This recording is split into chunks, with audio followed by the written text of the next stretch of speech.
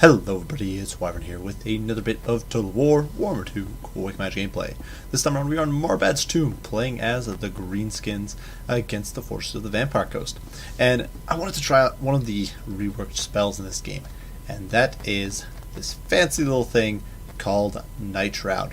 So previously this was kind of a total trash spell. There's no real redeeming features to it. It was a single target stalk effect that lasted an okay amount of time.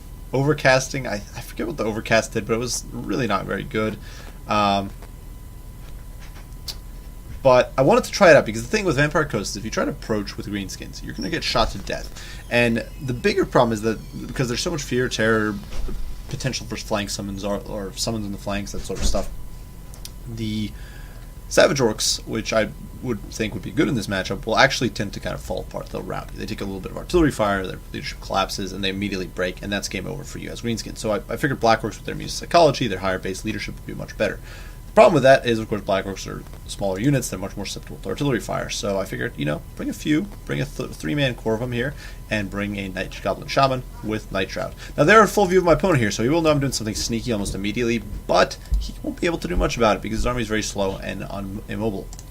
Now for the rest of my build, double Savage Orc Big Guns on either end. These guys with their superior leadership, definitely the unit I'm hoping will be able to sort of mulch through the flanks, get in onto my opponent's backline, and perhaps distract some artillery fire if needed. Wartsag is over here. He is providing a decent selection of spells. He's got Fists of Gork, Here We Go, Bonewood Staff, Squiggly Beast, Wall, of course, Get Back Here, and Effigy of the Git. He also does have Wartsag's Revenge, which it's decent against the Vampire Coast, who of course will probably be casting a decent amount of stuff, so being able to force them to miscast always great. And otherwise, Wartsag, he's a solid combat lord. If he needs to come into melee, he can do an okay, if not amazing job. On the flanks, we do have the Moonhowlers, 2 Goblin Wolf Riders, one of which was here in the center, just to soak up that initial volley of fire before the spell went off. And yeah, they're getting shot to death, but it is what it is. Finally, here we have some Doom Divers who are actually going to take some cautious pot shots off in the early game at the depth guard, but then I'm going to retarget them on the Queen Bess, who my opponent has back there, to try and get some damage over there. But depth guard, you can see, already take a bit of damage. The Doom Divers definitely picking off about 700 HP there, getting some good value.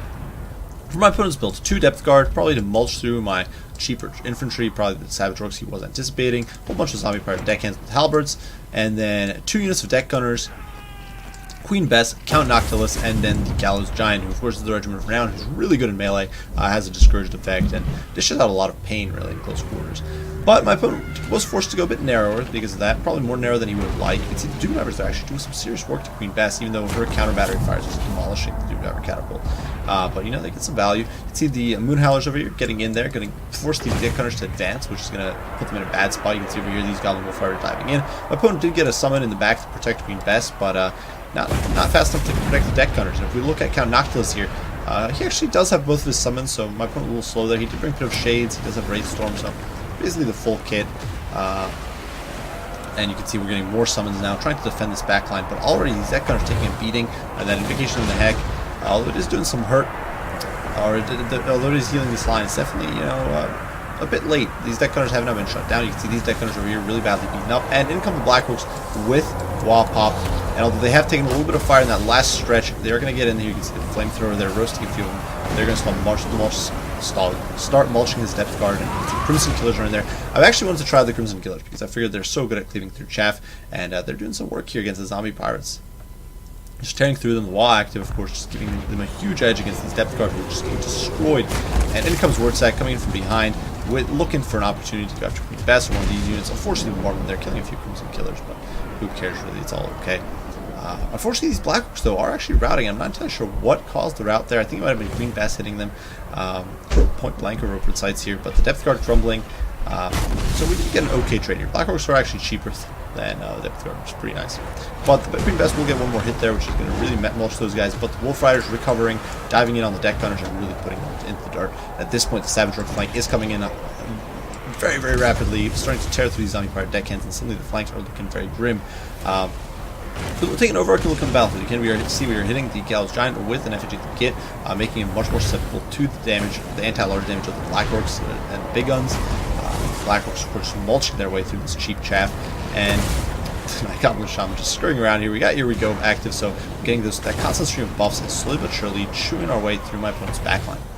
Over here, the Wolf Riders are maneuvering around there to get on the top of the Queen Bess here and force the crew off the gun. Unfortunately, the Queen Bess's crew has ludicrous HP pools.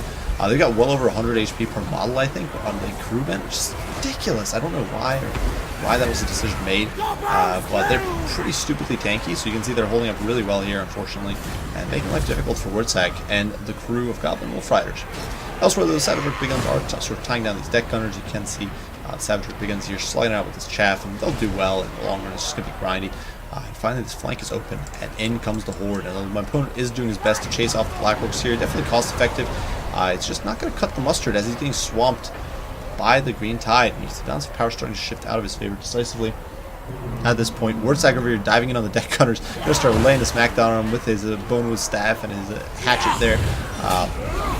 Leaving them down. You can see 3 at a time, actually. He's doing some major work. Really ruining these guys' day. Just swaying around. I love Wurtzag. He's so amazing.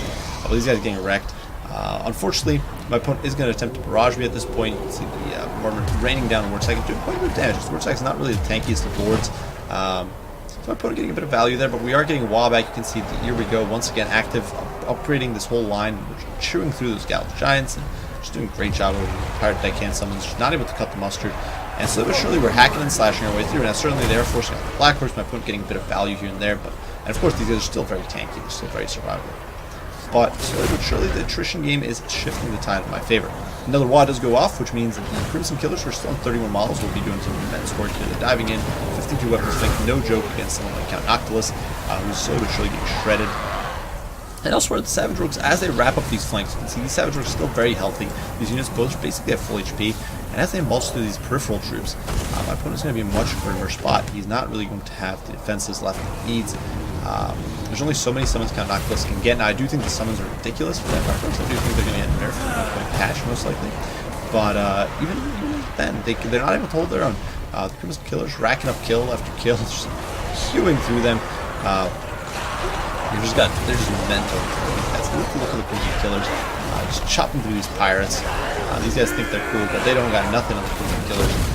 Who, as far as cool goes, these guys are definitely one of the coolest. I love them. But in the meantime, you know, the Gallus Giant here going down. We're actually going to dive in there with Wurtzag, getting a little cheeky, perhaps a little greedy of me, trying to get some damage in there. But a Gallus Giant is getting torn down. Unfortunately, not really crumbling very quickly, which is a bit nuts. Just how tanky the unit is. But Wurtzag is going to be forced to scarper and run away as another Tempest Storm does rain down on his head. But at this point, the Gallus Giant is a goner, which is only going to leave Count Noctilus. Unfortunately, though, you know, Wurtzag down to 600 HP now, completely pulverized. But, you know, we got the Black Orcs in there. We're slowly but surely chewing through. The Black Orcs once again do rout, but the Gallus Giant at this point is destroyed. And that only leaves Count Nocti. Crimson Killers, they still got 30 models. They still got 160 kills, in fact. And the cool thing, the Night Goblin Shaman, that's actually another buff that is actually coming into effect here. The Night Goblin Shaman does now provide Encourage, which he did not do before, which means this whole line of troops, including the Crimson Killers and all those troops, is holding their own, is sticking around to the bitter end, and hacking down Count Noctilus. Because at this stage, if I lost Wurtzag, I'd have a huge drop in leadership, and that could potentially have still swung this match. But my opponent over here is pulling back the Zombie Pirate Deckhands, having not chased the Black Orcs all the way off the field, but they're going to be intercepted by the Savage Big Guns. At this point, it is simply a matter of time before poor Count Nocti is put into the dirt. And you can see we're pursuing him. He's trying to stagger away there, but really, this haggard corpse of a walker is not going anywhere. He does collapse to the dirt. So, a fun little build, a fun little blitz under stealth that got quite a lot of value. Now, the problem with that is, this sort of build, is the fact that it is a bit reliant on Winds of Magic RNG. One of the things I quite frankly don't like about the way battles are in this game is that Winds of Magic starting out is RNG based, so you don't know how much you're going to start with. 13 Winds of Magic is a fairly high cost spell, all things considered. You should have over 50% of the games. You should have enough Winds of Magic starting out, but still that could become potentially a problem. Black Orcs, though, under stock, they were able to close the distance. They were able to cut the depth guard and hold the line, especially the Crimson Killers, just doing immense work, holding the line there, massacring the chaff, and tying down Count Noctilus and the Gallus Giant, slowly but surely just cleaving them down. While the Savage Orcs opened that flank, they were able to, because the Savage Orcs were not being focused down, because there was so much focus going on the few Black Orcs that got into close quarters. My opponent wasn't really able to properly zone out the Goblin Wolf Riders. He wasn't able to properly deal with the Savage Orc Big Guns and any of that sort of stuff. Now, in retrospect, one of the things I did make do a bit of misplay was the Doom Diver Catapult. I did distract some of my opponent's fire early on, so perhaps that was a bit of a boon, but realistically I would have been better off with another unit of Wolf Riders, and say the Rusty Heirs, who would have synergized wonderfully with Savage Orc Big Guns in this situation. But definitely Nitrad, guys, it's a viable ability, I think.